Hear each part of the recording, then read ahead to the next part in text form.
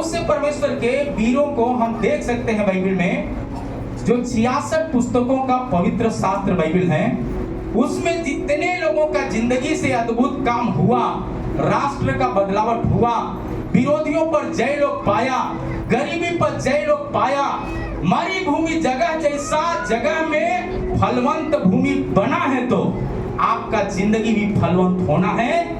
तो बाइबल कहता है ये जाति बिना उपवास और प्रार्थना का नहीं जाती। यह मिर्गी की बीमारी है।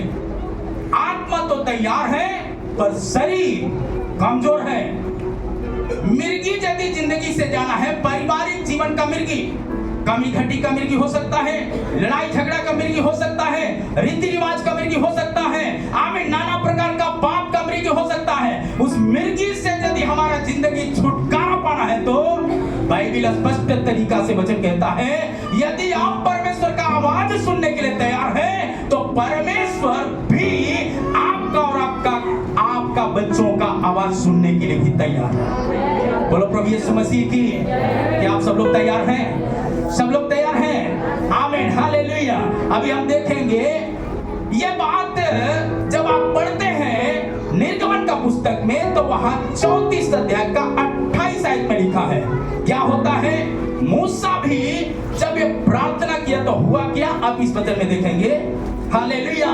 मूसा को जब परमेश्वर के चरणों में बैठा तो कैसे जीवन बिताना है प्रभु के निकट और ये संसार में, और कैसे अपने लोगों के सामने गवाह बनना है, प्रभु ने उसको लिखने का आदेश दिया। लिखने का आदेश दिया।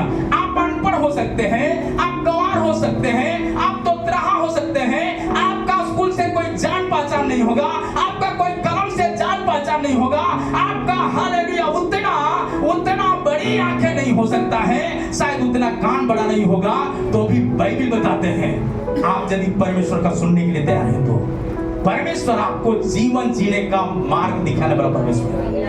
बोलो प्रभु यीशु मसीह की। निर्गमन का पुस्तक 34 अध्याय 28 आयत में लिखा जी, मूसा यहोवा के संग 40 दिन और रात रहा 40 दिन और 40 रात रहा।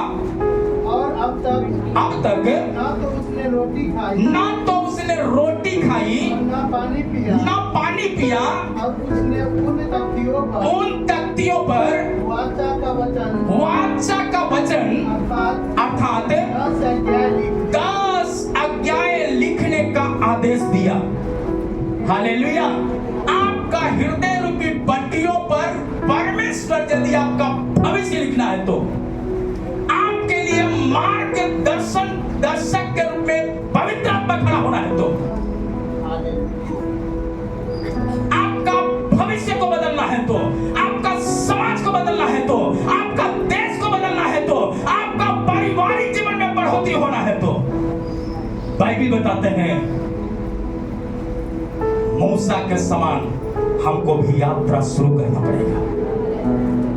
यात्रा शुरू करने के लिए तैयार है तो यात्रा को सफल बनाने वाला परमेश्वर भी आपके आगे रहने वाला प्रभु है। बोलो प्रभु यीशु मसीह की। उसको आज्ञा लिखने का यह 10 आज्ञा दिया। 10 आज्ञा में बहुत तरह की बात दिया है। वो बात आप घर में जाकर 10 आज्ञा है क्या, निर्गमन 20 अध्याय का जब पढ़ेंगे तो उसमें 10 आज्ञा की बात लिखा है। आप घर में जाकर पढ़ना, वो पढ़ने का समय नहीं है। फिर अगली बातें हम देखते हैं भजन संगीता का पुस्तक 69 अध्याय 10 आयत में लिखा है। जब मैं रोकर और उपवास करके दुख उठाता था तब उससे भी मेरी नाम धराई हुई। बहुत तरह की बात लोग आपका जिंदगी में आएगा, बहुत कुछ उपवास करने के बाद मिलेगा नहीं, निराशा आएगा, तो भी ये काम को करने के लिए यदि तैयार हैं तो आप इस बात को जानना चाहिए। वचन साफ शब्दों में कहता है, दाऊद परमेश्वर के लिए हृदय को खोला तो परमेश्वर भी उसे महान राजा के रूप में नियुक्त किया। आपका परिवार को अच्छा भविष्य मिलना है, आपके बच्चों का अच्छा भविष्य मिलना है, तो आप इस काम में रुकना नहीं, आगे बढ़ते जाना है। क्या बढ़ने के लिए तैयार है? आपके जिंदगी में बहुत तरह की निंदा आएगा, बहुत तरह के दोषारोपण हो जाएगा, बहुत तरह की परेशानियां आ जाएगा, शारीरिक कमजोरी हो सकता है, लेकिन इसे रुकना, इसे झुकना, प्रभु का नाम ऊंचा होने दे। हालेलुया। और ये बात दाऊद समझा। परमेश्वर के लिए भवन की चाह रखने के कारण परमेश्वर ने क्या किया? इस्राएल का राजा होने के लिए नियुक्त किया है। अगली बात है, दानियेल का पुस्तक जब हम पढ़ते हैं तो स्पष्ट तरीका से 9 अध्याय का 3 आयत में लिखा है, तब मैं अपना मुख परमेश्वर की ओर करकर, अपना मुंह परमेश्वर की ओर करके गिड़गिड़ाहट के साथ प्रार्थना, गिड़गिड़ाहट के साथ प्रार्थना किया। मतलब रोते हुए, अपनी गलतियों को मानते हुए, अपने देश की गलतियों को मानते हुए प्रार्थना किया गिड़गिड़ाहट के साथ। तब क्या हो गया? और उपवास कर टाट पहन कर राख में बैठ कर वरदान मांगने लगा। वो क्या मांगने लगा? क्या मांगने लगा? सब लोग बोलिए, क्या मांगने लगा? वरदान। मतलब दान नहीं है, दान है तो सीमा में है, वरदान मतलब उमड़ता हुआ। हालेलुया। समुद्र में से 10 ड्राम पानी निकालने से कम नहीं होता, वरदान भी उससे बड़ा है। बोलो प्रभु यीशु मसीह की। वो यदि आप प्रार्थना किया तो निश्चित असंभव काम संभव में बदलेगा। दानियेल ने क्या किया? परमेश्वर अपने लोगों का छुटकारे के लिए, कैदियों के लिए समय सारणी के रूप में मांगा कि कैसे हमको प्रार्थना करना चाहिए। जैसे परमेश्वर हमें छुटकारा दिया, हमारे लोगों को भी, हमारे राज्य और देश के लोग भी छुटकारा पाए। आप यदि प्रार्थना में बैठते हैं तो आप अनपढ़ होंगे, आपका किताब कापी से जान पहचान नहीं होगा, सच्चे परमेश्वर से जान पहचान नहीं होगा, वो आपका प्रार्थना का उसका तरीका मालूम नहीं होगा। वो परमेश्वर आपको पहचान बनकर समय सारणी देकर जीवन जीने के लिए तैयार कर देगा। हालेलुया। ये बात इतना आसानी से नहीं मिला। दानियेल क्या करता है? कितना हफ्ता का प्रार्थना उपवास किया था? 10 अध्याय 3 और 4 आयत में पढ़ेंगे तो आपको मिलेगा जी। कितना सप्ताह? 3 सप्ताहों के 3 सप्ताह का पूरे होने तक मैं ना तो स्वादिष्ट भोजन किया और ना मांस और दाखरस पिया, अपने मुंह में वो रखा ही नहीं, और ना अपनी देह में कुछ भी तेल लगाया। हालेलुया। कितना हफ्ता का? अभी हमारा मिशन परिवार का कितना हफ्ता का उपवास चल रहा है? कितना हफ्ता का? दानियेल जब 3 हफ्ता का उपवास प्रार्थना किया, यदि दानियेल जिस राष्ट्र में रहता था, जिस देश में रहता था, जिस जगह में रहता था, यदि वहां के लोग छुटकारा पाया है तो ये कलीसिया यदि लो लगा के प्रार्थना किया तो देश के अंदर बदलाव क्यों नहीं हम देखेंगे। आपका परिवार गरीबी से आजाद होंगे, आपका परिवार बीमारी से आजाद होंगे, आपका परिवार निराशा से आजाद होंगे। परमेश्वर का कलाम कहता है आपका परिवार महारोग से आजाद हो जाएंगे। जो आप सोचा नहीं होगा, ऐसे जगहों पर आपका बेटे और बेटियों को प्रभु पहुंचा देगा। बोलो प्रभु यीशु मसीह की। क्या आप प्रार्थना करने के लिए तैयार है? हालेलुया। इसके बाद क्या करता है? एस्तेर के बारे में हम आते हैं। एस्तेर क्या किया? 4 अध्याय 15 और 16 आयत में देखेंगे। एस्तेर ने भी आमीन, वो क्या करती है? इस वचन में पढ़ेंगे तो आपको मिलेगा जी। तब एस्तेर ने मोर्देकै से के पास यह कहला भेजा, संदेश भेजा कि तू जाकर सूसन के सब यहूदियों को क्या करो? इकट्ठा करो, और तुम सब मिलकर परमेश्वर, जीवित परमेश्वर के निमित्त उपवास करो। 3 दिन रात न पियो ना कुछ पियो। और मैं भी अपनी सहेलियां सहित उसी रीति से उपवास करूंगा। हालेलुया, बोलो प्रभु यीशु मसीह की। फिर क्या हो गया? जब आप ये पढ़ेंगे, घर में जाके पढ़ लीजिएगा, जब एस्तेर ने राज्य के सभी यहूदियों को बचाने का बोझ जब समझा, तब उन्होंने अपना जान जोखिम में डालकर यहूदियों के साथ यानी परमेश्वर के जनों के साथ 3 दिन का उपवास की घोषणा की, आह्वान की, और उन्होंने क्या किया? राज्य के ऊपर जय को प्राप्त किया है। बोलो प्रभु यीशु मसीह की। हम अपने पूरे परिवार के लिए धन्यवाद देते हैं, जो परिवार के अंदर ये बोझ और जिम्मेदारी दिया है कि एक कलीसिया को न्योता देते हैं कि आओ हम मिलकर के उपवास में बैठे। बोलो प्रभु यीशु मसीह की। ये देश बचना है तो हमको प्रभु के लिए अपना जान को जोखिम में डालकर, आप आपका परिवार को आमीन नशा से छुटकारा चाहते हैं, आपका परिवार को गरीबी के मुंह से बचाना चाहते हैं, आपका परिवार को बिगड़ते हुए शैतान का मुंह में झपट्टा डालकर हाथ को बचाना चाहते हैं, तो बाइबल बताते हैं जब उपवास करते हैं आपका हाथ को परमेश्वर लंबा करता है, प्रार्थना का हाथ को लंबा करता है, शेरों को भी फाड़ने का अधिकार देने वाला परमेश्वर। आमीन, हालेलुया। हमारी भूमि जगहों में मेह बरसाने में समर्थी है हमारा परमेश्वर। बोलो प्रभु यीशु मसीह की। अगली बातें जब हम देखते हैं, दूसरा इतिहास 20 अध्याय 3 और 4 है। तब यहोशापात डर गया, यहोवा की खोज में लग गया, पूरे यहूदा में उपवास का प्रचार कराया, आह्वान किया। अतः यहूदिया यहोवा से सहायता मांगने के लिए सारे यहूदी घुटना टेके, मतलब परमेश्वर के जन मंडली घुटना टेका है। हालेलुया। और आगे क्या कहता है? वरन यहूदा सब नगर के लोग भेंट करने को आए। हालेलुया, यानी खोज करने लगे, हमारा मदद कौन करेगा। ये कब हो गया? यहोशापात जब स्थिति को, देश में भयंकर स्थिति को देखा, जैसे मसीहियों के लिए भयंकर स्थिति बना है, किसी को उठाओ जेल में डाल दो, किसी को पकड़ो मार दो, भयंकर स्थिति है। हमारा पक्षधर कौन होना चाहिए? हमारा पक्षधर कौन होना चाहिए?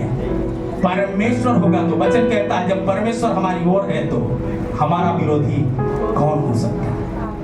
विरोधियों को भी मुंह बंद करने की सामर्थ्य रखने वाला परमेश्वर। यहोशापात इस बात को जानने के कारण जब एदोम शहर के लोग बड़ी धमकियां देने लगे, मारने काटने लगे, लोगों पर चढ़ाई करने लगे, उनके धन संपत्ति को अपना बनाने लगे, तब परमेश्वर ने अपने दास को, जिसको बुलाया था, न्योता दिया, कलीसिया को इकट्ठा करो, कलीसिया को इकट्ठा करो। कलीसिया एक मन होकर, एक स्वर में होकर प्रार्थना करे करके बता दिया।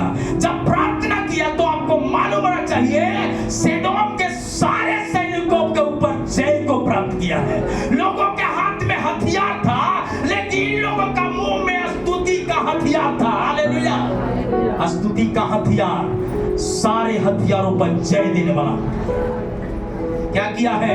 वचन साफ शब्दों में कहता है, इतना ही नहीं, उनके सारे धन संपत्ति को भी परमेश्वर के जन के हाथ में दे दिया। जो शैतान आपका धन को चुरा रहा है, बीमारी में शैतान आपका धन को चुरा रहा है, नाना प्रकार का नशा में, खैनी में, बीड़ी में, सिगरेट में, उससे छुटकारा यदि चाहते हैं तो उपवास और प्रार्थना के लिए लगन के साथ बाट जोड़ने के लिए तैयार हो जाइए। बोलो प्रभु यीशु मसीह की। यदि आप ऐसा काम किया तो निश्चित परमेश्वर का जो धन है वो आपको हाथ में दे देगा, आपका हाथ में अनुग्रह के रूप में देगा। अगली बात हम देखते हैं, आमीन, एजरा का पुस्तक 8 अध्याय 21 से 23 आयत तक। तब मैंने वहाँ अर्थात अहवा नदी के तीर पर, कहाँ पर?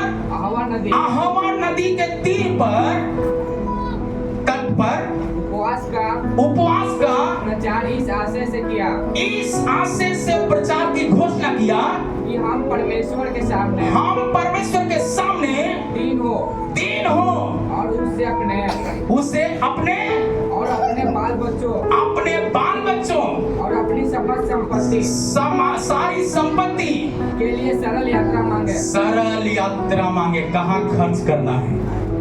बेफाजूल का खर्च न हो, उस खर्च पर भी कंट्रोल करना है तो वो खर्च सही जगह में निवेश होना है, तो उसके द्वारा आपका जीवन में आशीष होना है। तो ये क्या किया है?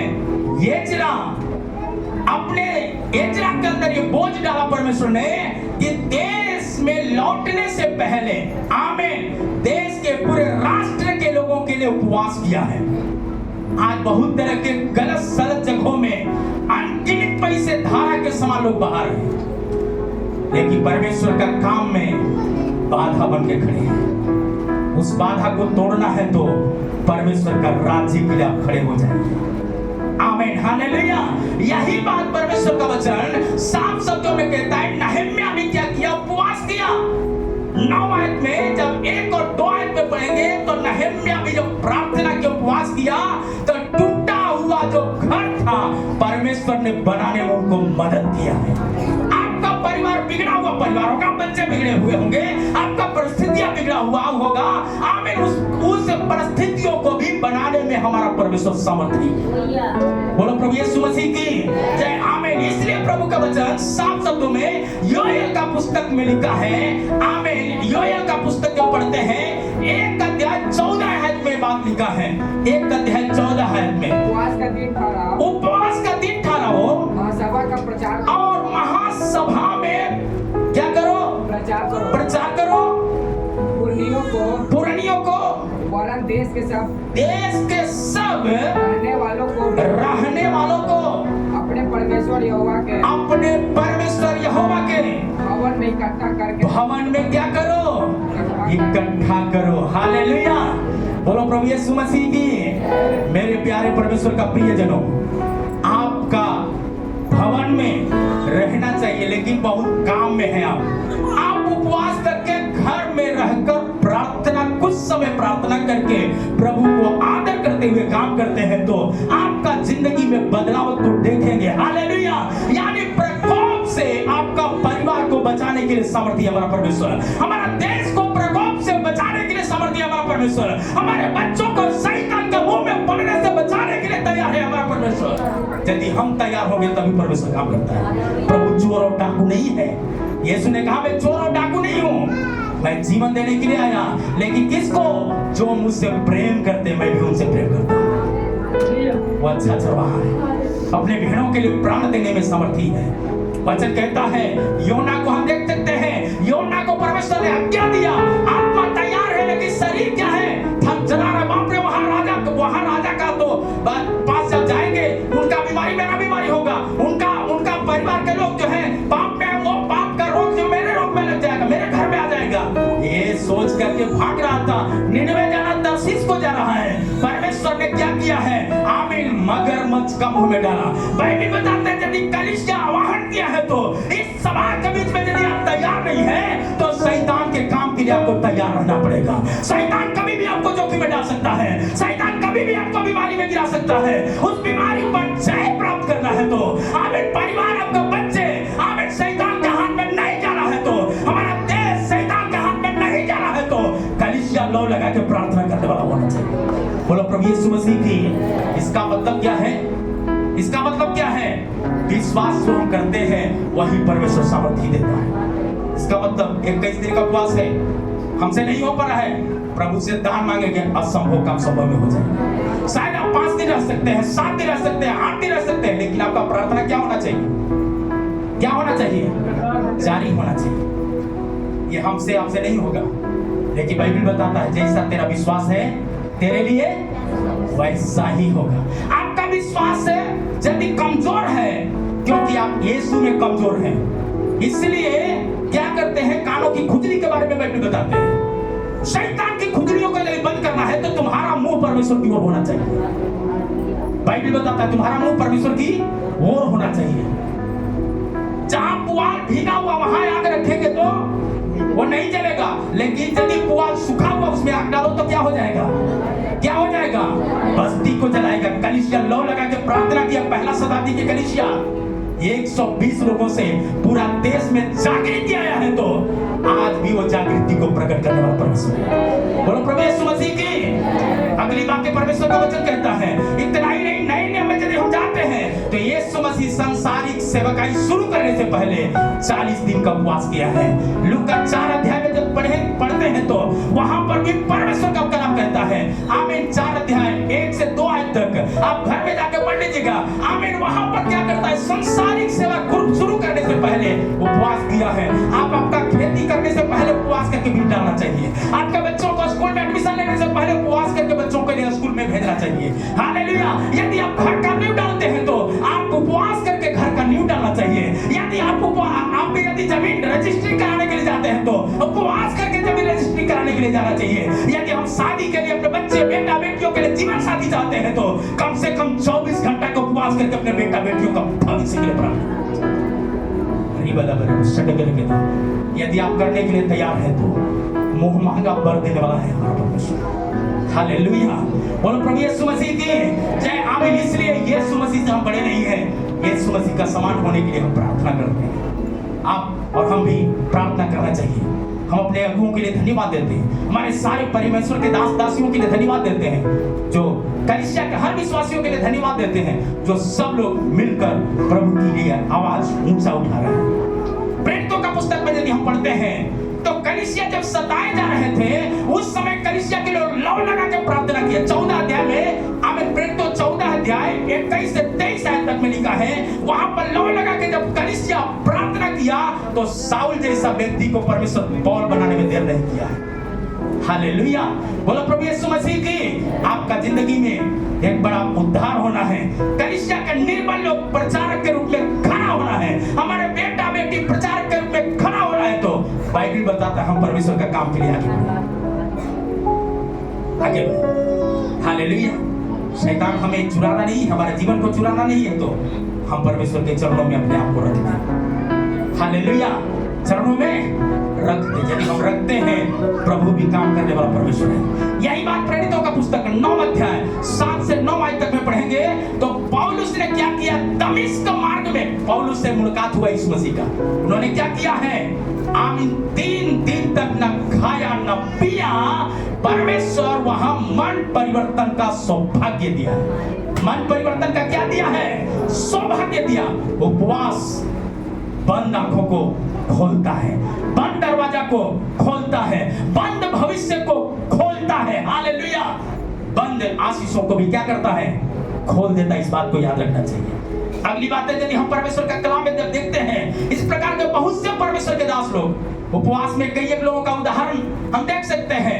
तीर्थ यात्रा के लिए आज पिछले दिनों में जैसा हम लोग देखा है, नाव पर यात्रा करके कुछ परमेश्वर के लोगों ने, जो ये उस जगह का है जहां पर हम देख सकते हैं, आमीन, जब वो बोझ डाला यात्रा के प्रति, जैसे हमारा मिशन परिवार को यात्रा के प्रति बोझ डाला है, चलते हुए प्रार्थना करते हैं और उसका बेदारी को हम लोग देखते हैं नंगी आंखों से। उस दिन की कलीसिया भी इसी प्रकार का बेदारी की प्रार्थना किया तो क्या हो गया है? वचन कहता है, मैं टावर में पहुंचने से पहले क्या किया है? उपवास किया।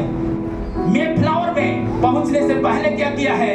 उपवास किया। मतलब देश की जागृति के लिए प्रार्थना की। इतना ही नहीं, संयुक्त राष्ट्र अमेरिका के जो संस्थापक थे, उन्होंने भी राष्ट्र को परमेश्वर का बारिश हो, आशीष की बारिश हो, देश सुखी रहे, क्या किया है?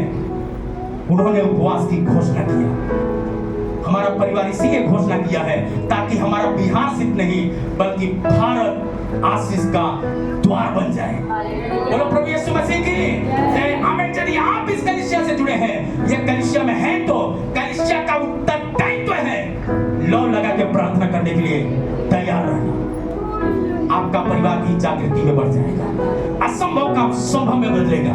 अगली बात है, यदि हम देखते हैं, आमीन, जोनाथन जो है उन्होंने भी क्या किया है? उपवास की घोषणा किया। क्यों उपवास की घोषणा किया? क्योंकि वहां पर क्रोध और विरोध और पाप चरम सीमा पर था, वो चरम सीमा का पाप जो है मिटने के लिए प्रार्थना की। आज चरम सीमा पर पाप है, भाई को भाई देखना नहीं चाहता है, बहन को बहन देखना नहीं चाहते हैं। आमिर को ऊंचा बढ़ गया तो उसका पैर को खींचने के लिए साव या कुत्ते जैसा काम करते हैं। आज भी विरोध है। बहन को एक ही माता पिता के दो बहन है, एक कपड़ा गया थोड़ा उसका हरा है, इसका जो पीला है, तो बहन से लड़ना शुरू करती है। पापा तुमको ज्यादा प्यार करते हैं, मम्मी तुमको ज्यादा प्यार करती है, बोल करके दोनों बहन में क्या है, धक्का धुक्की है। वो सालों तक हो जाता है, कोई बातचीत नहीं चलता। ये कौन लाया दरार, कौन लाया? शैतान लाया। जबकि गर्भ से तो एक ही दरवाजा से उन्होंने जन्म लिया था।